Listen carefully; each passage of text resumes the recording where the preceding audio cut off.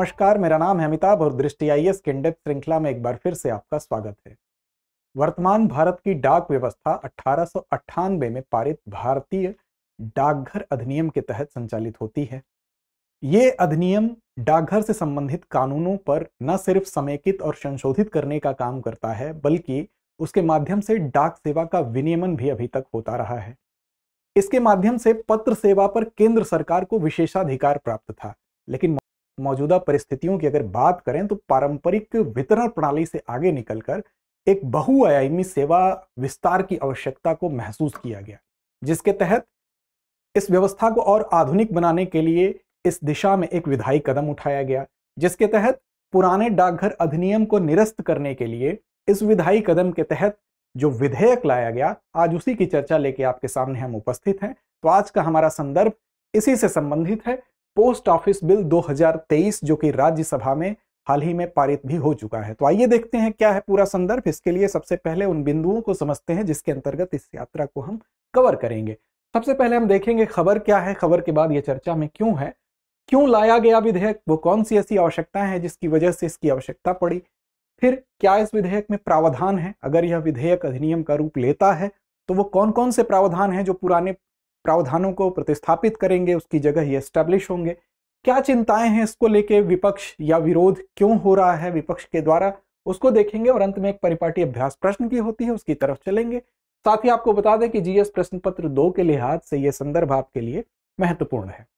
बात अगर खबर की करें तो खबर है इंडियन एक्सप्रेस की, post office bill 2023 why it was brought in provisions और क्रिटिसिज्म। क्या इसमें प्रोविजन किया गया है और क्यों इसकी आलोचना हो रही है, उसको देखने से पहले क्यों चर्चा में है ये हम समझ लेते हैं। तो चर्चा में इसलिए है क्योंकि हाल ही में 4 दिसंबर को जब राज्यसभा में यह बिल पास हो गया तो ये फिर से चर्चा में बना हुआ है, क्योंकि अब ये लोकसभा के पाले में है, अब लोकसभा में इसको पारित होना है। ये इसके साथ ही क्यों ये चर्चा में है, क्योंकि अब तक जो बिल था, इसके पक्षकार हैं उनका ये कहना है कि ये बिल काफी पुराना, ये इससे पहले जो व्यवस्था चली आ रही थी वो 125 वर्षों पुरानी व्यवस्था है, और उसको इस बिल के माध्यम से जब ये अधिनियम अगर बनता है तो ये एक नई व्यवस्था स्थापित होगी जो कि काफी पुरानी और एक अप्रासंगिक व्यवस्था बन चुकी है। उसमें काफी संशोधन होने हैं जो मौजूदा परिस्थितियों को, डिजिटल क्रांति आने के बाद की आवश्यकताओं को इसमें किस प्रकार समावेशित किया जाए, ये तर्क है। और वहीं कुछ इसके विपक्षी दल का भी कहना है कि कुछ ऐसी बातें हैं जो इसको अप्रासंगिक आज भी बनाती हैं। तो दोनों पक्षों को हम देखेंगे, क्या है पूरा संदर्भ। शुरू करते हैं हम अपनी चर्चा। सबसे बात करें पहले हम कि क्यों लाया गया ये विधेयक, कौन सी ऐसी आवश्यकता पड़ी। तो अगर इसकी तरफ हम देखें तो सबसे पहले तो यही तर्क दिया जा रहा है कि एक बहुत ही पुराना विधेयक जो 1898, तकरीबन 125 वर्षों पुरानी व्यवस्था है, जिस अधिनियम के तहत ये सारी व्यवस्था चल रही है, इस पुराने व्यवस्था में काफी परिवर्तन होने चाहिए, ऐसा तर्क है। दूसरी बात यह है कि जो पुरानी व्यवस्था है वो पुराने समय को ध्यान में रखती हुई बनाई गई है, ऐसे में उसको और कैसे बेहतर बनाया जा सके, कैसे उसको और दक्ष बनाया जा सके, मौजूदा समय में जो नई डिजिटल क्रांति हुई है उसके अनुसार कैसे उसको और प्रासंगिक किया जा सके, कैसे उसको आधुनिक किया जा सके, क्योंकि डिजिटल युग में डिजिटल मांग है, तो डिजिटल मांग के अनुरूप इसको ढालने के लिए इसकी आवश्यकता बताई जा रही है। तीसरी बात अगर करें तो इसकी भूमिका में भी वृद्धि करने की आवश्यकता है, क्योंकि एक समय था जब डाकघर सिर्फ डाकघर होते थे, सिर्फ पत्रों का वितरण उनका काम होता था, लेकिन आज के समय में अगर देखा जाए तो बहुआयामी सेवा का वितरण डाकघरों के माध्यम से होता है। क्योंकि डाकघर आप देखें तो बहुत सी ऐसी बैंकिंग क्रियाविधि भी है जो डाकघर के माध्यम से संचालित होती है। तो अनलायबिलिटीज को देखते हुए इसकी भूमिका में जो वृद्धि हुई है, ये भी इस बात का डिमांड करती है कि एक नया विधेयक लाने के साथ साथ इसमें कुछ मूलभूत परिवर्तन किए जाएं। साथ ही आप देखें तो जो महानिदेशक डाक सेवा होंगे उनके अधिकारों को बढ़ाया जाएगा, और केंद्र सरकार के पाले में जो अत्यधिक अधिकार थे उसको कहीं ना कहीं इसमें शिफ्ट करने की बात है। तो ये कुछ मूलभूत ऐसी आवश्यकताएं हैं, ऐसी डिमांड है जिसकी वजह से इस विधेयक को लाया गया है, ऐसा पक्षकारों का तर्क है। अब क्या कहता है इसका प्रावधान, वो कौन से ऐसे प्रावधान हैं, मुख्य मुद्दा ये है, उन प्रावधानों को हम देखते हैं कि क्या क्या उसमें परिवर्तन हो रहा है। सबसे पहले अगर देखें तो इसके माध्यम से पहली बात कही गई है कि सेवा कीमतों में लचीलापन आएगा। इसका साफ मतलब आप समझें कि जैसी सेवा आप चाहेंगे उसी हिसाब से कीमतें भी मांग के अनुरूप तय होंगी। कैसे? ठीक उसी तरह से उदाहरण के तौर पर आप समझिए, जैसे कि आप ट्रेन में रिजर्वेशन कराने के लिए जब सीट आरक्षित करने की बात होती है, एक सामान्य रिजर्वेशन होता है और एक तत्काल होता है। तत्काल का मतलब आपको अगर विशेष परिस्थितियों में आवश्यकता होती है तो उसके लिए आप अधिक भुगतान करते हैं। ठीक उसी प्रकार अगर यहाँ पर कोई ऐसी चीज है जो आपको जल्दी पहुंचानी हो गंतव्य तक, तो उसके लिए आपको अधिक भुगतान करना होगा, और अगर सामान्य परिस्थितियों में उस चीज को अपने गंतव्य तक पहुंचना होगा तो उसके लिए एक सामान्य प्रणाली होगी। तो इसमें इस लचीलेपन की बात की गई है। दूसरी बात की गई है धारा 5 इसमें एक है, उसकी उपधारा 1 में इस बात को तय किया गया है कि उसमें एक मानक होगा। उस मानक में जो पता होगा, जो उस पर पता लिखा जाता है, अभी हाथ से पता हम लोग लिख देते हैं कोई पार्सल या कोई भी लेटर भेजते हैं, तो अब क्या होगा, उसमें जो पहचान करता है उसके लिए एक पोस्ट कोड का इस्तेमाल किया जाएगा, और ये पोस्ट कोड पूरी तरह से डिजिटलाइज्ड होगा। जैसे बार कोड होता है उसी टाइप का पोस्ट कोड होगा। ये इस पर अंकित करने की व्यवस्था की जाएगी ताकि उसमें अन्य भी संबंधित जानकारियां हों, जिसके माध्यम से पूरा डिटेल उसको स्कैन करने के बाद पटल पर आ जाए। साथ ही धारा 4 को हटा दिया गया। अब धारा 4 क्या थी इसको समझते हैं। तो इस धारा के अंतर्गत जो धारा 4 थी पुराने अधिनियम 1898 के डाकघर अधिनियम में, उसमें धारा 4 क्या करता था कि केंद्र को सभी पत्रों को एक स्थान से दूसरे स्थान तक ले जाने के लिए केंद्र को ही जिम्मेदार माना गया था। ये अभी तक केंद्र की जिम्मेदारी मानी जाती थी, इसके लिए केंद्र ही विशेष विशेषाधिकार उसके पास था। तो इसको हटाने का मतलब है कि अब ये अधिकार जो केवल केंद्र के पास था, केंद्र की जिम्मेदारी थी, उसको धारा 4 को हटाया गया। हालांकि इसके उल्लंघन पहले भी देखने को मिले हैं अप्रत्यक्ष रूप में। कैसे? तो आप देखें 1980 में जब निजी कुरियर सेवा शुरू हुई थी तो कुरियर सेवा इनके अंतर्गत नहीं आती थी, क्योंकि टेक्निकल ये लोग थोड़ा सा चालाकी वाली चीज हम देखें, गौर करें, इस्तेमाल करते थे। क्या? तो डाकघर अधिनियम चाहे 1898 हो या भारतीय डाकघर नियम 1933 हो, इन दोनों ही जगहों पर पत्र लिखा गया था, लेकिन पत्र शब्द को परिभाषित नहीं किया गया था कि पत्र कहा किसको जाएगा। ऐसे में इस टेक्निकल चीज को अपरिभाषित होने की वजह से यहां पर जो कुरियर सेवा थी वो अपने जो भी चीजें भेजी जाती थी उसको पत्र के दायरे से बाहर कर लेते थे। इसको अपरिभाषित होने का फायदा उठाते थे और उसके लिए दस्तावेज या पार्सल शब्द कह के वो अपनी चीजों को इस दायरे से बाहर रखते थे। इसलिए अब जब 1898 के कानून से ये लोग चालाकी से बच निकलते थे, तो अब इनको भी इस दायरे में समेटने की कोशिश की जा रही है। जो निजी कुरियर है वो भी इस सेवा के दायरे में कुछ अन्य कानूनों की मदद से लाए जाएंगे, ऐसा प्रयास किया जा रहा है। आगे अगर देखें तो सरकार केवल पत्रों का ही विनियमन नहीं करेगी, अब उसके दायरे में कुछ स्पष्ट चीजें की जा रही हैं। जैसे किसी भी डाक लेख को, कोई भी लेख है, उसको रोकने के लिए भी कानून को विस्तार दिया गया है। अर्थात कानून को अब इस तरह से स्पष्ट करके, परिभाषित करके और विस्तार करने की कोशिश की गई है कि अन्य वो चीजें भी इस दायरे में सम्मिलित होंगी, भले ही वो पत्र शब्द वहां पर न लिखा हो। इससे अब जैसे कुरियर सेवा अब तक बच निकलती थी उस कानूनी दांवपेच से, तो उसको समेटने की कोशिश की गई है। साथ ही जो महानिदेशक होंगे इनको अब नियम बनाने का और सेवाओं के लिए शुल्क तय करने का अधिकार दे दिया गया। अब तक जो कि केंद्र सरकार के पास था, यहां नहीं था, अब इनमें यह शक्ति ट्रांसफर कर दी गई है कि ये अपने स्तर पर नियम बना सकते हैं और शुल्क भी वसूल कर सकते हैं। साथ ही जो सबसे महत्वपूर्ण इसमें धारा है, धारा 9, इसी को लेकर काफी विवाद भी है। इस धारा 9 में यह कहा गया है कि कोई भी एक अधिसूचना के माध्यम से कोई भी डाकघर का जो बड़ा अधिकारी होगा, कोई भी प्राधिकारी होगा, उसको राज्य की सुरक्षा के नाम पर, चाहे विदेशी राज्यों के साथ मैत्रीपूर्ण संबंध के आधार पर, सार्वजनिक व्यवस्था के आधार पर, आपातकाल या सार्वजनिक सुरक्षा के आधार पर, ये कुछ आधार तय किए गए।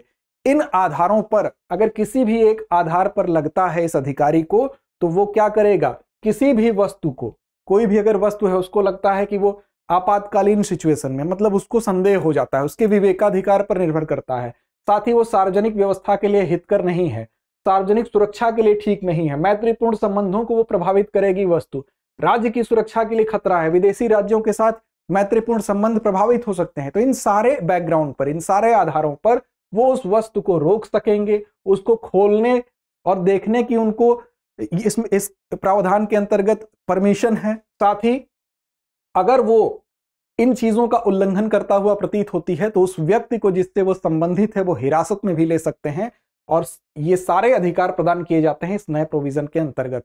और अगर कोई निषिद्ध वस्तु है तो उस निषिद्ध वस्तु को अगर होने का संदेह है तो उसको वो न सिर्फ अपने गिरफ्तारी तो है ही, बल्कि वो कस्टम को, सीमा शुल्क अधिकारियों को भी सौंपने का अधिकार यहाँ पर इनको दे दिया गया। कुल मिला के जो ऐसी गतिविधियां हैं जो किसी भी प्रकार से समाज को, राष्ट्र को अहित पहुंचा, उसके हित को प्रभावित करती हैं, तो इनको रोकने के लिए ये सारी चीजें की गई हैं। अब देखिए धारा 10 की अगर बात करें तो कोई भी हानि, गलत डिलीवरी हो जाती है या देरी हो जाती है, क्षति हो जाती है, तो इसके लिए डाकघर अब जिम्मेदार नहीं होगा। अब यहाँ पे विपक्षी लोगों के लिए ये एक बड़ा मुद्दा है, उनके लिए ये समस्या है कि भाई जो लाइबिलिटी थी उनकी, जो जिम्मेदारी बनती थी, अब इसमें एक प्रोविजन कर दिया गया कि कोई भी हानि हो जा रही है, गलत डिलीवरी हो जा रही है या देरी हो रही है, क्षति हो रही है, तो डाकघर जिम्मेदार नहीं होगा, बशर्ते कि स्पष्ट तौर पर अगर उनका उत्तरदायित्व उल्लिखित है नियम कानूनों के अंतर्गत, तब तो ये सारी चीजें होंगी। लेकिन अगर स्पष्ट रूप से मेंशन नहीं है कि अमुक चीज के लिए इतने बजे पहुंचना है, इतने समय पहुंचना है, तो यहां पर इनका कोई उसमें लेना देना नहीं होगा। ये एक प्रोविजन है, थोड़ा सा डिस्प्यूट यहां भी देखने को मिलता है। साथ ही दंड और अपराधों को हटा देना। पहले क्या था कि डाकघर से संबंधित अगर कोई व्यक्ति कदाचार का उस पर आरोप लगता है, चोरी का आरोप लगता है, तो उसके लिए दंड का प्रोविजन किया गया था।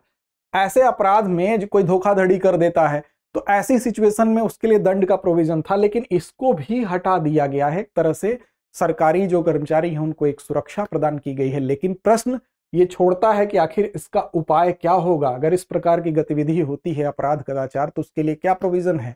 खैर, शुल्क का भुगतान। अब देखिए, अगर आप शुल्क का भुगतान नहीं करते हैं तो ऐसी स्थिति में क्या होगा। अगर आप इनकार करते हैं या उपेक्षा करते हैं शुल्क भुगतान में, तो ऐसी कंडीशन में आपसे राशि वसूली करने के योग्य अगर परिस्थिति समझी जाती है तो आपसे राशि की वसूली भी की जाएगी। तो ये कुछ प्रोविजन है जिसकी वजह से इसको अभी लोकसभा में अभी पारित होना शेष है, और अगर हो जाता है तो ये 125 वर्षों पुरानी व्यवस्था बदलेगी।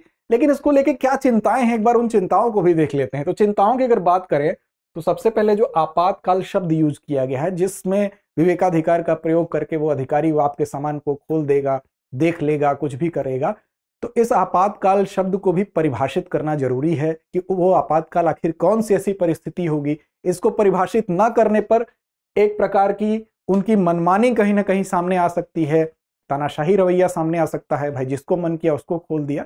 तो इसके लिए एक स्पष्ट कोई संहिता विधि सम्मत कोई स्पष्ट निर्देश होना चाहिए जिसमें सारी बातें स्पष्ट हों। साथ ही धारा 9 की अगर बात करें तो इसको लेकर काफी विवाद है कि आप कोई भी सामान है उसको आप रोक सकते हैं, खोल सकते हैं, यहां तक कि व्यक्ति को हिरासत में ले सकते हैं। तो ये कहा जा रहा है कि ये व्यक्ति को जो मौलिक अधिकार प्राप्त है, उसकी निजता का अधिकार जो है उसका हनन है। अनुच्छेद 21 के अंतर्गत जो मौलिक अधिकार आपको मिला है उसमें उसका हनन, निजता के अधिकार का हनन होता है, इसलिए इसका भी काफी पुरजोर विरोध हो रहा है।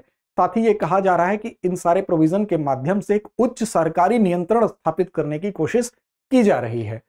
अब देखिए, सेवाओं के लिए केंद्र सरकार से डाकघर की ओर जो दायित्व स्थानांतरित करने से होगा क्या। अब तक केंद्र की जिम्मेदारी होती थी तो जवाबदेही भी केंद्र की होती थी, लेकिन डाकघर के पास इस अधिकार को हस्तांतरित करने से कहीं ना कहीं जो जवाबदेही है और जिम्मेदारी है उस पर भी सवाल उठ रहा है, और सारी चीजों को डिजिटल करने की बात जरूर की जा रही है।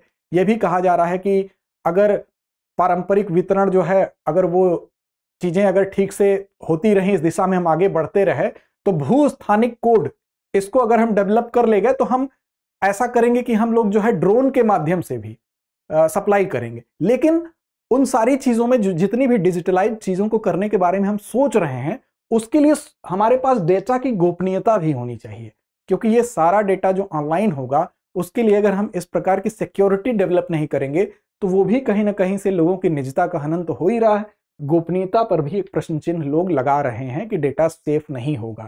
साथ ही आप देखें, जो डाक टिकट संबंधी केंद्र सरकार के पास विशेषाधिकार थे वो अगर समाप्त हो जाएंगे तो एक पारंपरिक डाक सेवा जो चली आ रही थी उस पर कहीं ना कहीं असर होगा। ये कुछ चिंताएं हैं जो कि विपक्षियों के द्वारा या चिंता करने वाले लोगों के द्वारा जाहिर की गई हैं। अब चिंताओं में कौन सी चिंता जायज है, कौन सी जायज नहीं है, इस पर तो एक अलग बहस हो सकती है।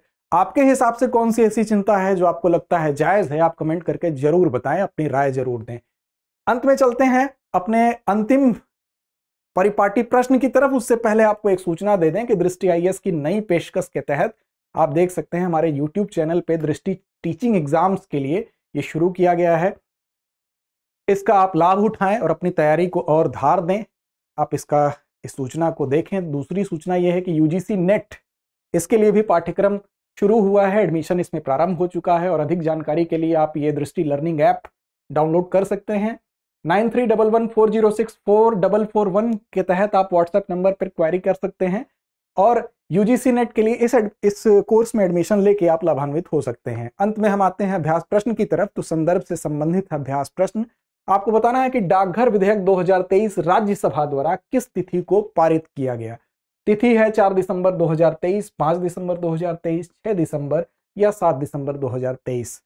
उम्मीद है संदर्भ आपको समझ में आया होगा। लड़ते रहें, अपने लक्ष्य की ओर बढ़ते रहें। आज के लिए इतना ही, धन्यवाद।